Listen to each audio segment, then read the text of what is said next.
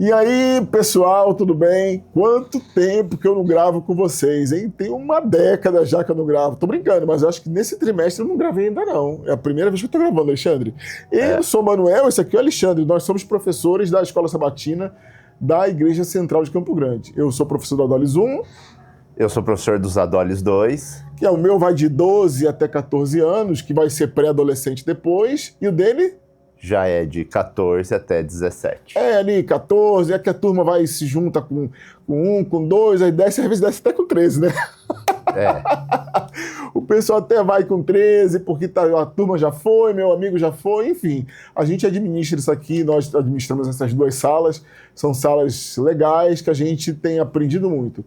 E a gente vai estudar agora a lição 7, a lição que fala sobre...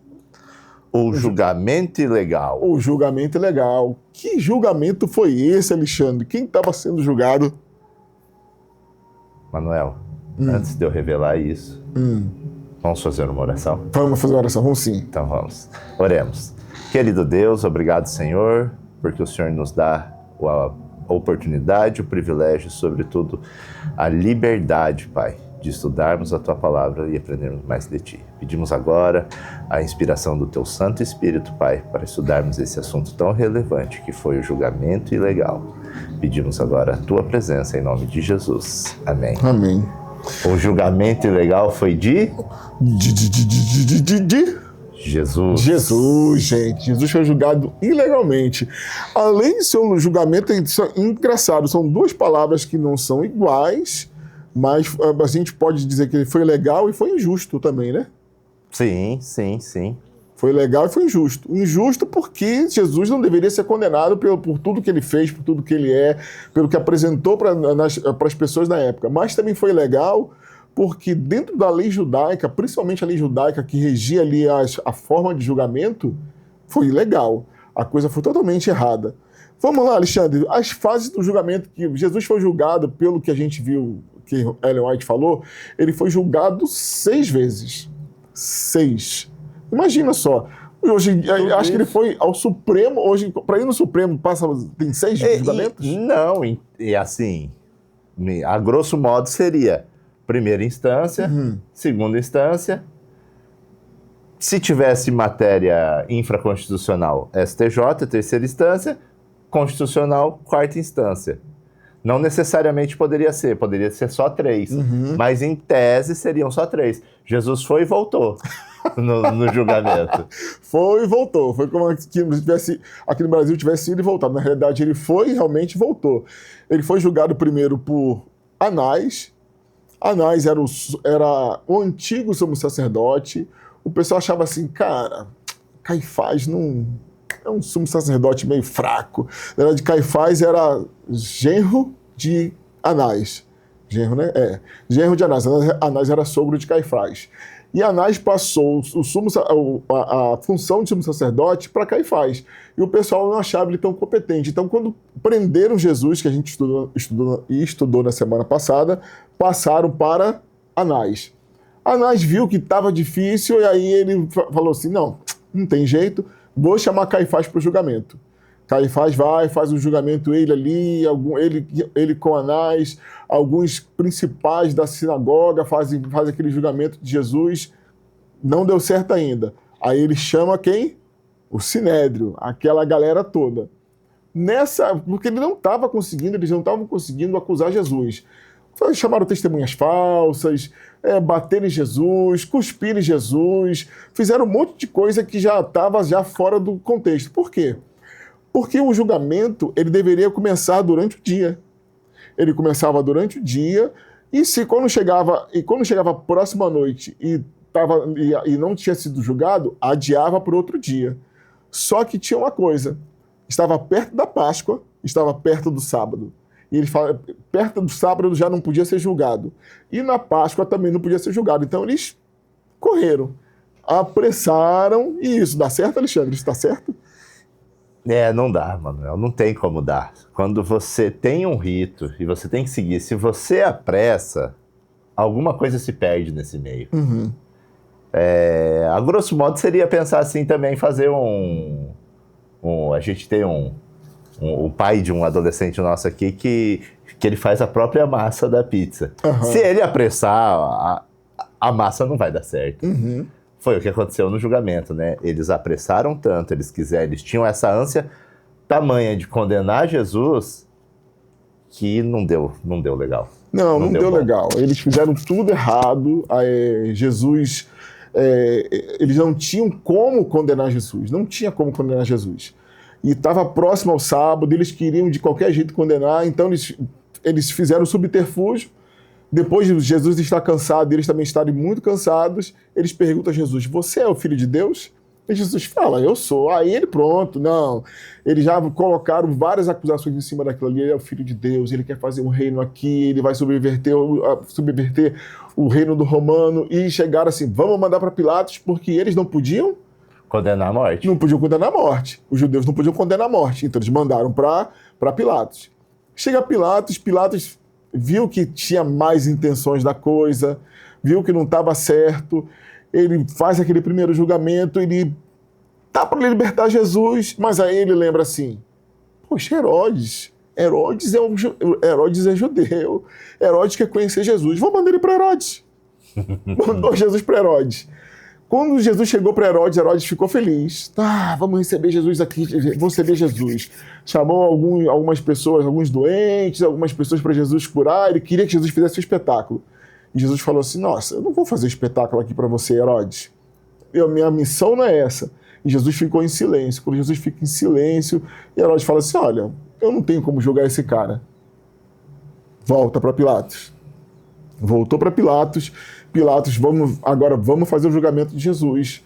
Faz um segundo julgamento. E ele pensa, sabe de uma coisa? Vou chamar aquele cara, o tal do Barrabás. Ninguém gosta de Barrabás. Ninguém gostava de Barrabás. E ele fala assim, não, vou botar Jesus e Barrabás. Com certeza os caras não são doidos de soltar Barrabás. Vou soltar Barrabás e prender e condenar Jesus. Não vão fazer isso. Aí ele chega lá e coloca os dois. Quando ele coloca os dois, o povo já incitado já pelos sacerdotes, o pessoal ali no calor da emoção, o que eles fazem?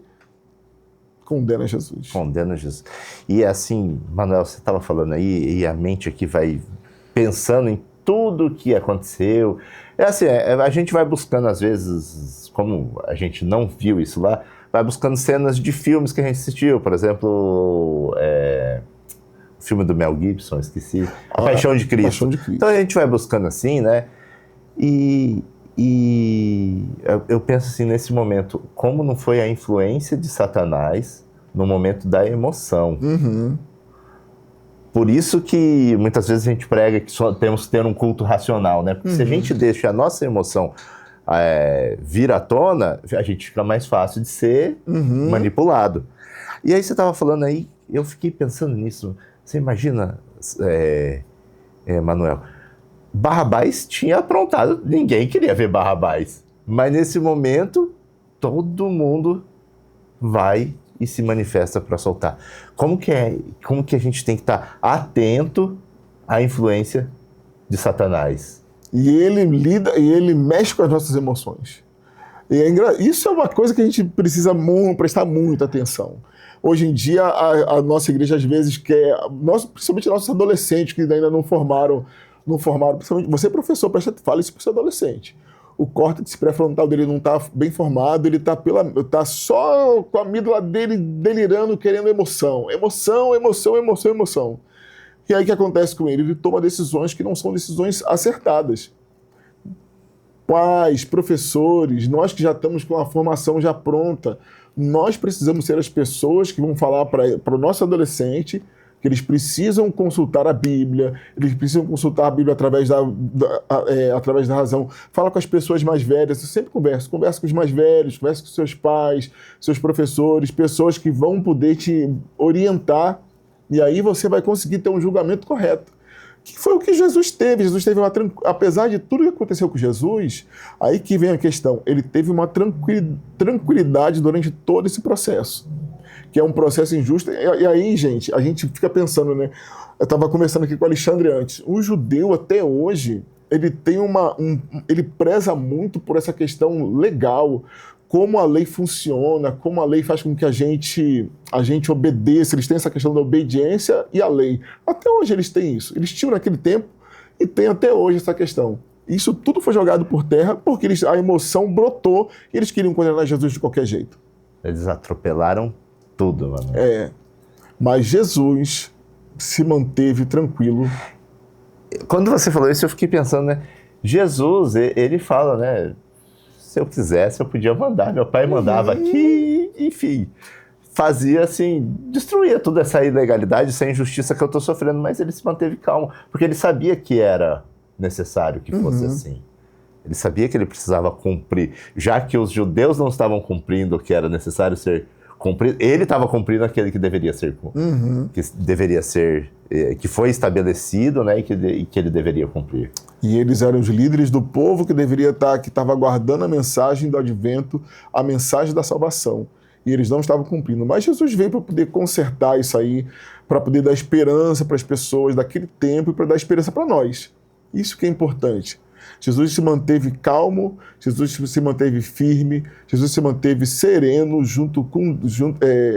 tendo a companhia de Deus, entendendo que tudo iria contribuir para o bem de todos nós que aguardamos a salvação.